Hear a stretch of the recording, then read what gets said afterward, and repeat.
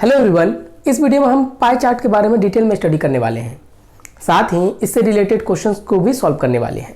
तो सबसे पहले मैं पाई की बात करूं तो पाई होता क्या है इसे जानते हैं। अगर मैं पाई की बात करूं तो डाटा इंटरप्रिटेशन के केस में पाई रिप्रेजेंट करता है किसी भी सर्कल का, याद रखना, किसी भी सर्कल के ओवरऑल एरिया का क्या वैल्यू होगा ये रिप्रेजेंट किया जाता है पाई से। समझ में आ गया कि एक सर्कल के ओवरऑल एरिया को रिप्रेजेंट की वैल्यू को रिप्रेजेंट कराना हमारे पास पाई कहलाता है। ठीक है, अब देखिएगा, अब इस वैल्यू को दो तरीके से रिप्रेजेंट किया जा सकता है।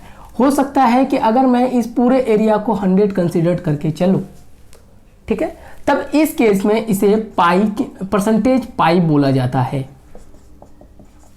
दूसरा तरीका है कि मैं ओवरऑल वैल्यू को 360 कंसीडर करूं तो इस केस में इसे डिग्री पाई बोला जाता है।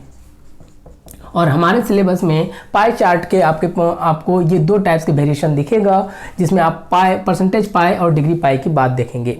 अब आइए, जब हम इसे 100 कंसीडर करते हैं ओवरऑल इस सर्कल के पार्ट को, तब क्वेश्चंस यहाँ पे बनाया जाता है। इसी पार्ट को फिर रिमेनिंग 3-4 वेरिएबल में डिवाइड किया जाता है परसेंटेज के फॉर्म में।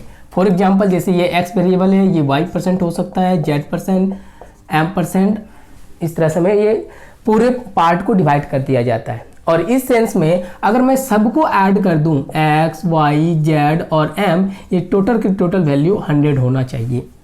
क्लियर है? एज इट इज अगर मैं इसे 360 डिग्री के केस में कंसिडर करता तो अब ये परसेंटेज के फॉर्म में ना होके ये सारी वैल्यू डिग्री के फॉर्म में चेंज हो जाती हैं। ठीक है, अब ये कितना डिग्री होगा ये क्वेश्चन में आपको मेंशन कर दिया जाएगा। लेकिन क्वेश्चन यहाँ पे कि अगर मैं अब इन सारे डिग्री को जोड़ दूं, x, y, z और m, इस केस में ये 360 डिग्री के बराबर होना चाहिए। बात समझ में आया?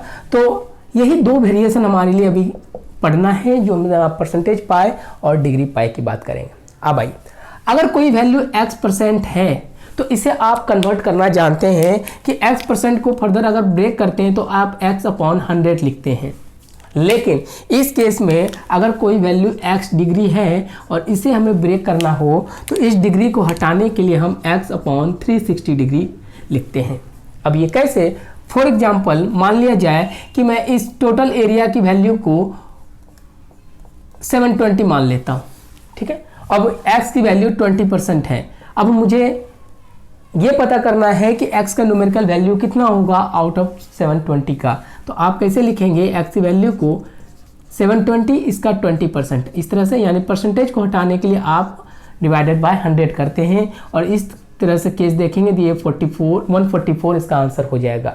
लेकिन यही केस अगर मैं सेम वैल्यू के लिए इसको मैं डिग्री में मान दूं कि ये वाली जो डिग्री है x डिग्री, ये 20 डिग्री है, तो इस केस में अगर मैं x की वैल्यू निकालूं तो आपको पता है कि टोटल वैल्यू तो 720 है, लेकिन इसके वेरिएबल को पार्ट को डिग्री के फॉर्म में डिवाइड किया गया है, तो यानी 720 × 20 तो लिखेंगे। लेकिन अब इस डिग्री को हटाने के लिए यहाँ पे 360 का हम इस्तेमाल कर लेते हैं। बात समझ में आया? तो इसे हम क्रॉस कर देंगे, 36 2 जा 72, तो हमारा आंसर इस केस में 40 हो जाएगा। तो ये कन्वर्जन किस तरह से हम डिग्री को ब्रेक करेंगे और परसेंटेज को ब्रेक करेंगे, ये कंपलसरी है।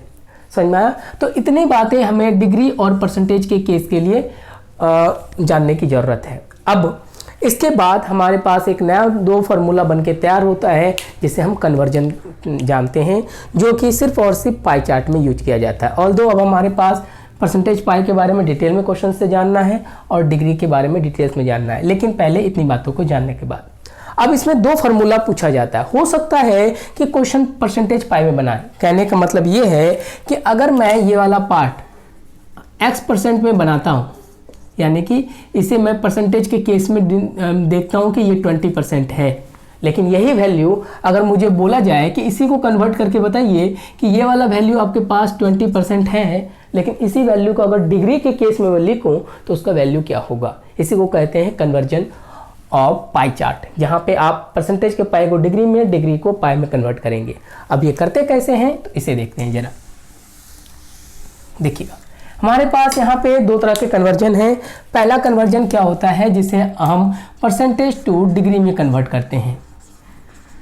कहने का मतलब क्या है, जैसे देखिए कि अगर मेरे पास यहाँ पर कि एक ग्राफ है और ये 100 यानी 100 कंसिडर करना परसेंटेज के पाई को रिप्रेजेंट करता है, और ये वैल्यू x% में है। और इसी को जब मैं सेम पाई को देखिएगा कन्वर्ट करूं, सेम भाग को जब 360 में कंसिडर करूं तो x की वैल्यू क्या आएंगी, इसी को कन्वर्जन कहते हैं।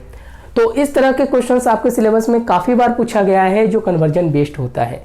अब ये करते कैसे हैं जरा ध्यान से समझिएगा, इसे मैं आपको ट्रिकी बता देता हूँ। जिस एरिया को आप परसेंटेज के केस में 100 बोल रहे हैं, उसी एरिया को डिग्री के केस में 360 बोला जाता है। क्लियर है? यानी 100 इसी के एरिया को रिप्रेजेंट करता है, 360 भी इसी के एरिया को रिप्रेजेंट करता है, यानी 100 इक्वल टू 360 डिग्री के बराबर होता है। क्लियर?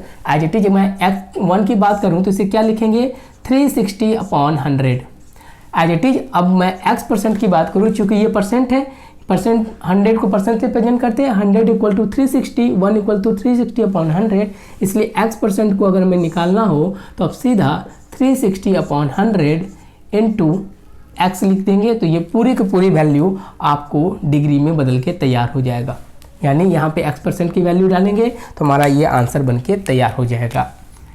ये देखिएगा, फॉर एग्जाम्पल अगर मैं इसी केस में x की वैल्यू, ध्यान से समझना कि इसी केस में अगर मैं x की वैल्यू 20% ले लेता हूँ, अब मैं चाहता हूँ डिग्री में कन्वर्ट करूँ, तो यानी x डिग्री, इस सेम चीज़ को डिग्री में कन्वर्ट करूँ तो डायरेक्टली इस फॉर्मूले से इस्तेमाल कर सकते हैं 360 अपॉन 100 और x% की वैल्यू कितना 20, तो आप यहाँ 20% लिख देंगे।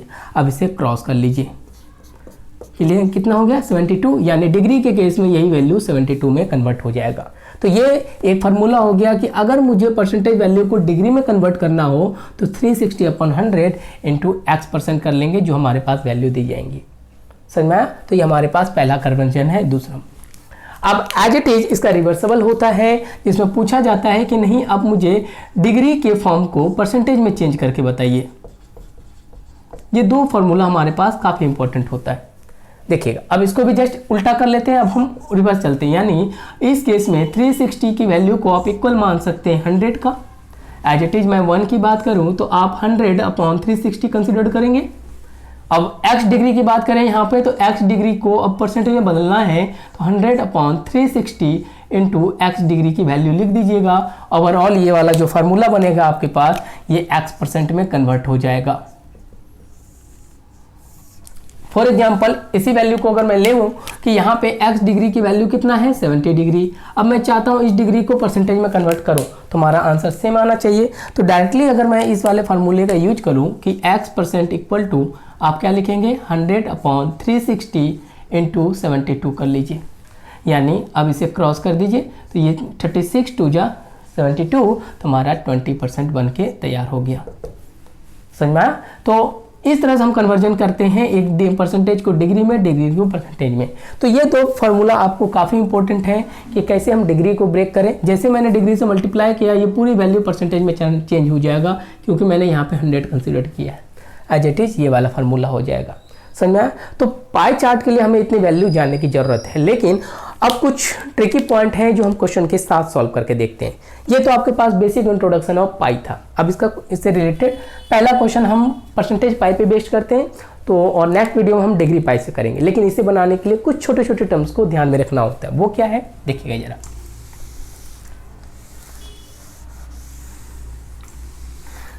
देखिए यहाँ पे अब हमारे पास एक छोटा सा क्वेश्चन है। ये क्वेश्चन आपके प्रीवियस ईयर का है, जिसमें दिखाया गया है कि किसी फैमिली का टोटल इनकम में से कौन कौन सी जगह उसका एक्सपेंडिचर कितना कितना परसेंट है। क्लोथिंग में वो 11% एक्सपेंस करता है, फूड में 45%, एजुकेशन में, अदर्स में, फ्यूल में एंड रेंट में। यानी किसी भी एक फैमिली के एक्सपेंसेस को दिखाया गया है इस पाई चार्ट के थ्रू कि एक फैमिली अपने इनकम में इतने इतने जगह वो एक्सपेंसेस करती है।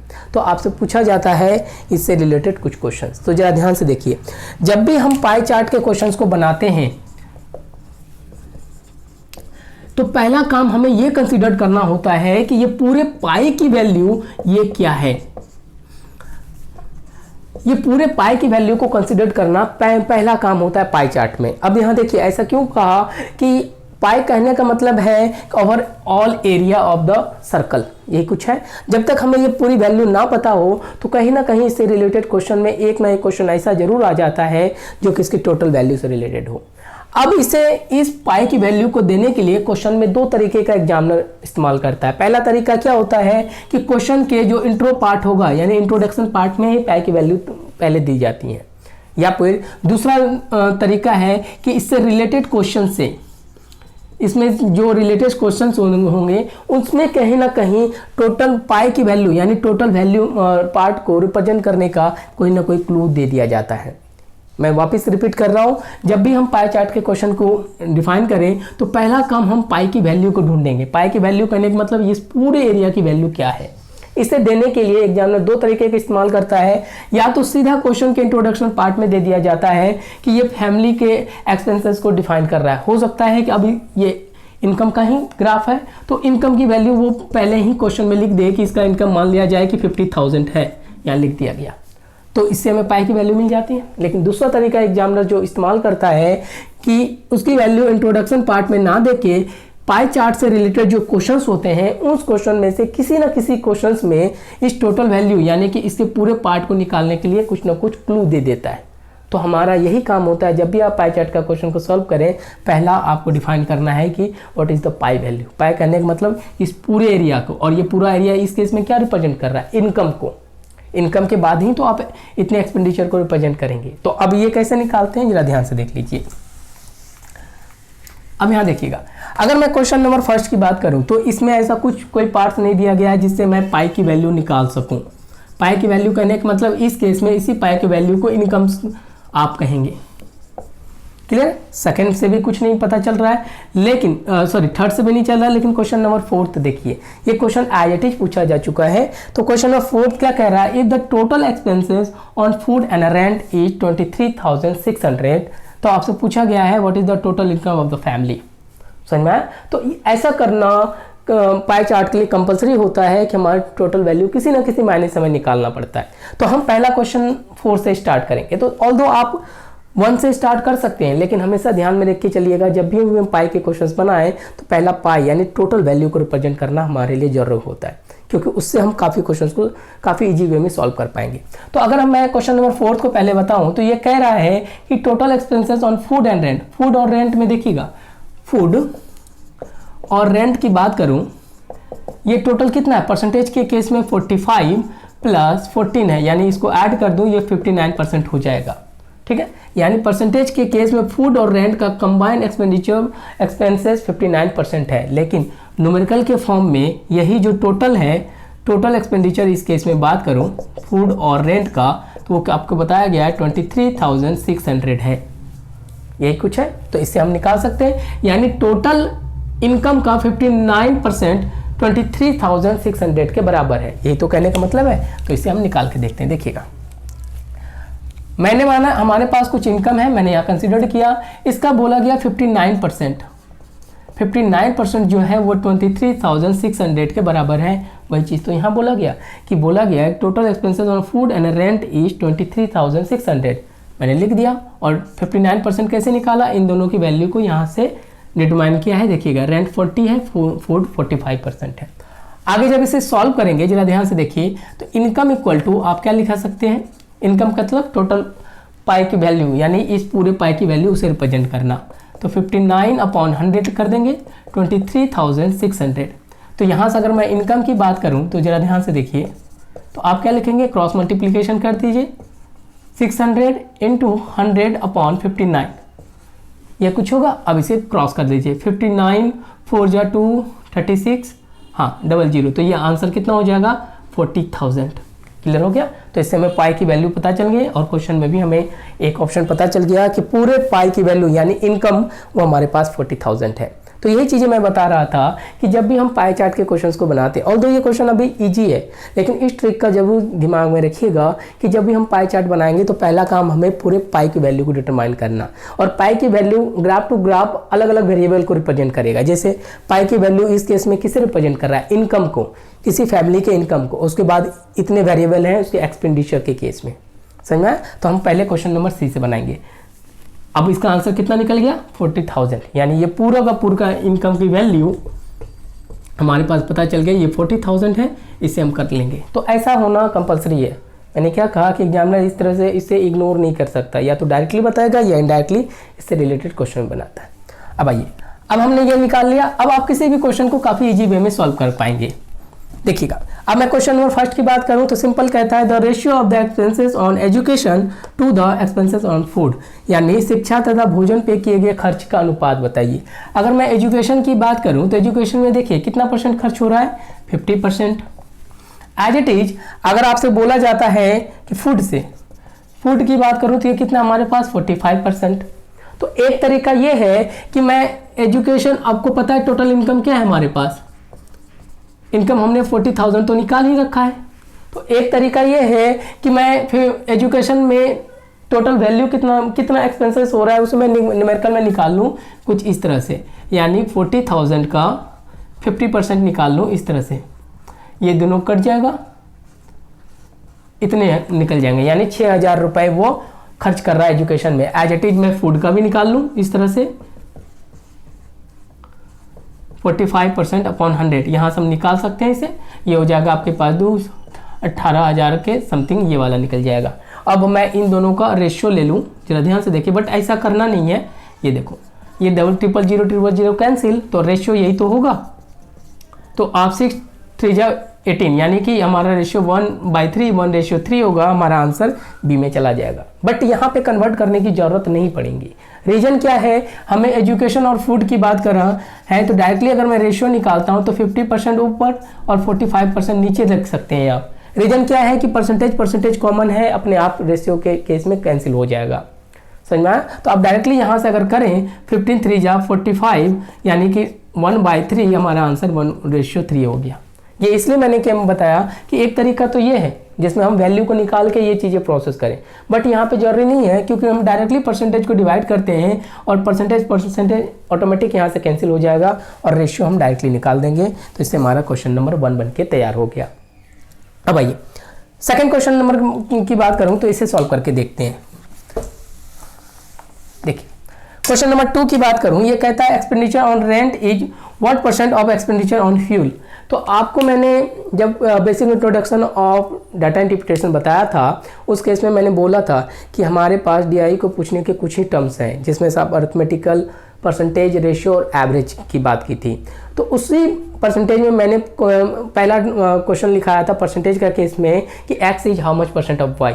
एग्जैक्टली उसी पे बेस्ड क्वेश्चन है। मैंने क्या कहा कि उतना टर्म्स हमारे डीआई के लिए इनफ है। नॉर्मली हमारे जो मंडे क्वेश्चन में पूछे जाते हैं उतने ही टर्म से यूज किए जाते हैं, इसलिए वो वीडियो नहीं देखा तो एक बार वो सारे फॉर्मूले को जरूर देख लीजिए। ये क्या कह रहा है, expenditure on rent is how much % of expenditure on fuel. अगर मैं रेंट की बात करूं तो रेंट में देखिए कितना हमारे पास चेक किया हमने, ये 40% है। और एज इट इज फ्यूल की बात करूं तो यहाँ देखिए फ्यूल हमारे पास कितना है 9%।